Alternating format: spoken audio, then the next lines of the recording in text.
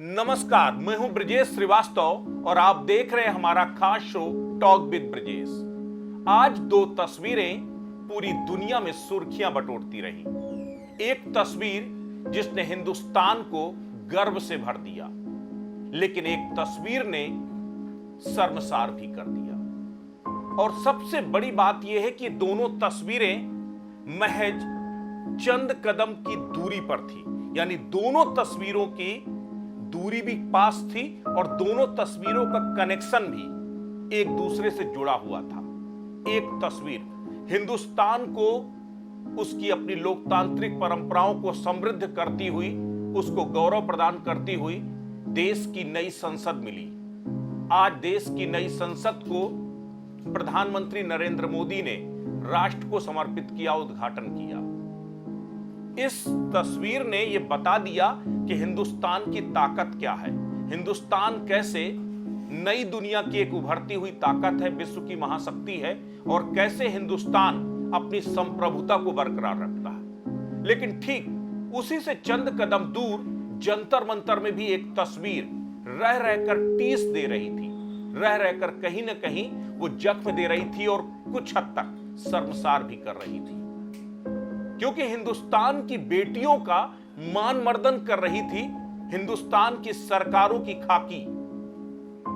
जंतर मंतर में पिछले एक महीने से भी ज्यादा वक्त हो गया जब कई महिला पहलवान अपने खिलाफ हुए यौन शोषण की शिकायत को, आरोपों को लेकर के धरने पर बैठे हैं।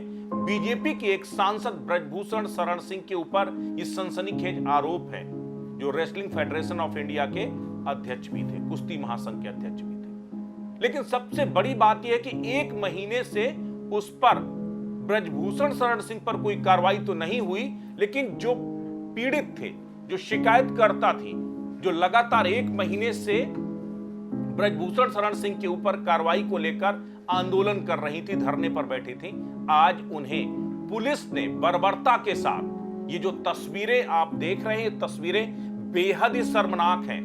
और ये तस्वीरें किसी आम बेटी की नहीं है, किसी आम लड़की की नहीं है, बल्कि ये तस्वीरें हैं हिंदुस्तान के उन पहलवान बेटियों की जिन्होंने इस हिंदुस्तान को, उसके तिरंगे को वो शान बरपी है, हिंदुस्तान के तिरंगे को वो गौरव दिया है, हिंदुस्तान के लिए मेडल जीत कर आई हैं। लेकिन आज उन्हीं बेटियों को कांग्रेस ने एक प्रेस कॉन्फ्रेंस किया। उस प्रेस कॉन्फ्रेंस में सुप्रिया श्रीनेत ने सबसे पहले एक वीडियो दिखाया।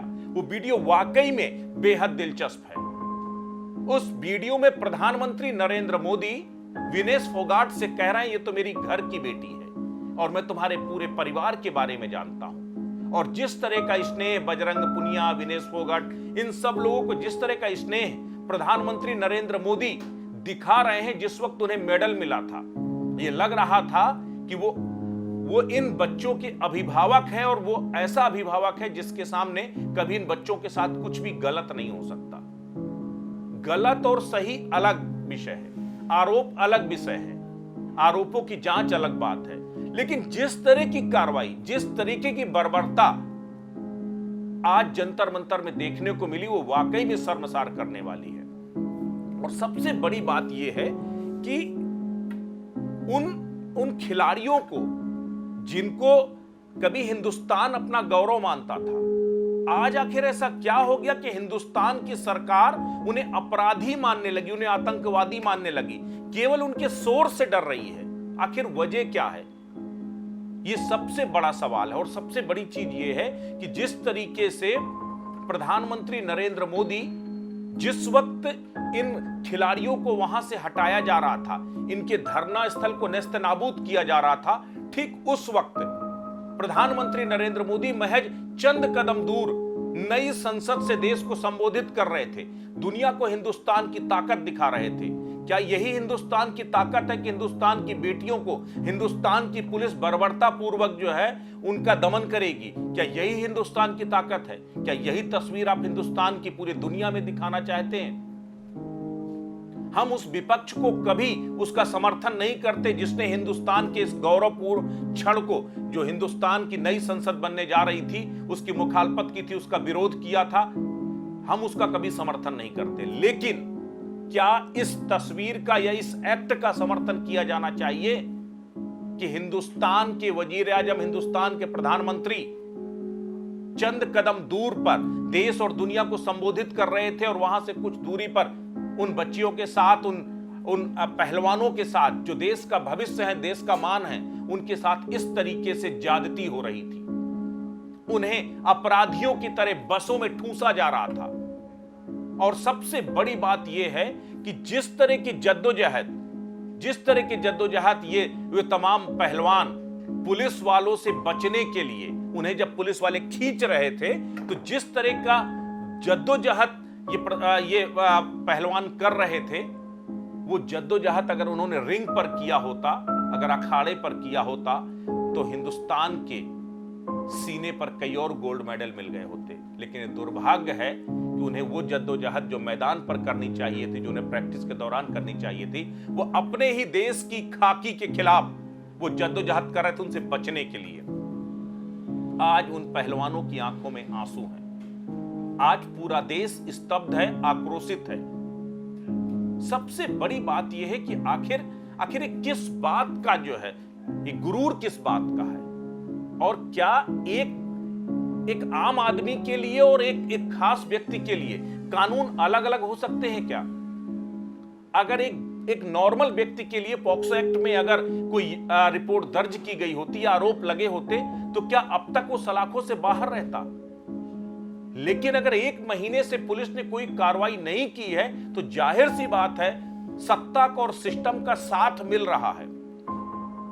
आरोप किसी पर भी लग सकते हैं, आरोप गलत भी हो सकते हैं। हम इस तकनीकी पहलू की बात ही नहीं कर रहे हैं कि आरोप सही है या गलत है, लेकिन आरोपों से परे अगर यह आवाज उठी थी, अगर देश का सम्मान इन महिला खिलाड़ियों ने जो है अपनी अस्मत के साथ खिलवाड़ के आरोप लगाए थे, तो छोटा मोटा आरोप नहीं है।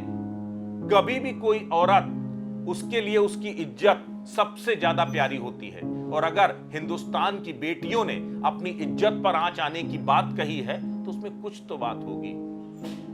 इसे समझने की कोशिश क्यों नहीं की गई? क्यों प्रधानमंत्री नरेंद्र मोदी ने अपने 40 मिनट के उद्बोधन में एक शब्द भी उन बेटियों के लिए नहीं कहा? और क्या ये आज भले ही बलपूर्वक इस पूरे दमन के जरिए जो है इस आंदोलन को उखाड़ने की कोशिश की गई हो, लेकिन दरअसल ये तस्वीर जिस किसी ने भी देखी वो आक्रोशित है, वो दुखी है।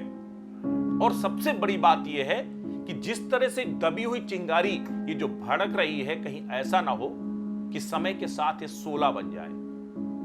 और कहते हैं कि जब आम आदमी की आवाज जब शोला बनकर भड़कती है, तो बड़े से बड़े सिंहासन को भी नेस्त नाबूद कर देती है, ध्वस्त कर देती है। तो कहीं ऐसा ना हो कि आज इन खिलाड़ियों के जो आह निकल रही है, जो इनके आंसू निकल रहे हैं, ये आंसू कहीं सरकार को भारी ना पड़ जाए। मुझे याद आता है 2011 का वो मौका, जब 2011 में जन लोकपाल को लेकर के अन्ना हजारे दिल्ली के रामलीला मैदान में सड़क पर बैठे थे। उस समय अनशन पर बैठे थे, और जिस वक्त अन्ना हजारे अनशन पर बैठे थे, उस वक्त तत्कालीन मनमोहन सरकार ने भी इसको बेहद हल्के में लिया था, और उन्हें लग रहा था कि सरकार से बड़ा एक व्यक्ति नहीं हो सकता। लेकिन आखिर हुआ क्या? एक वक्त ऐसा आया जिस वक्त ने आकर के जो है मनमोहन सरकार की सत्ता को उखाड़ दिया, उखाड़ कर फेंक दिया। 2014 में जब चुनाव आया, तो उस वक्त जो है कांग्रेस हमेशा के लिए जो है नेपथ्य में चली गई थी। ये सबसे बड़ी वेदना की स्थिति थी। लेकिन वो नजीर क्यों नहीं बन पा रही है? क्या वर्तमान सरकार क्या अभी भी इस दंभ में है? उसे लगता है कि कोई कुछ नहीं कर सकता? जिस तरीके से किसानों का समर्थन, खाप पंचायतों का समर्थन, व्यापारियों का समर्थन, आम आवाम का समर्थन, ये जिस तरीके से इन पहलवानों के साथ बनता जा रहा है, वो कहीं ऐसा ना हो कि एक बड़े जन आंदोलन में तब्दील हो जाए। और अगर ऐसा हुआ तो कम से कम 2024 के लिए तो सत्ता की राह बेहद मुश्किल होने जा रही है। तो मुझे लगता है सोचना चाहिए, इस पर मनन करना चाहिए कि आज के दिन में हमें गर्व करना चाहिए या आज की तस्वीरों के लिए हमें शर्मसार होना चाहिए।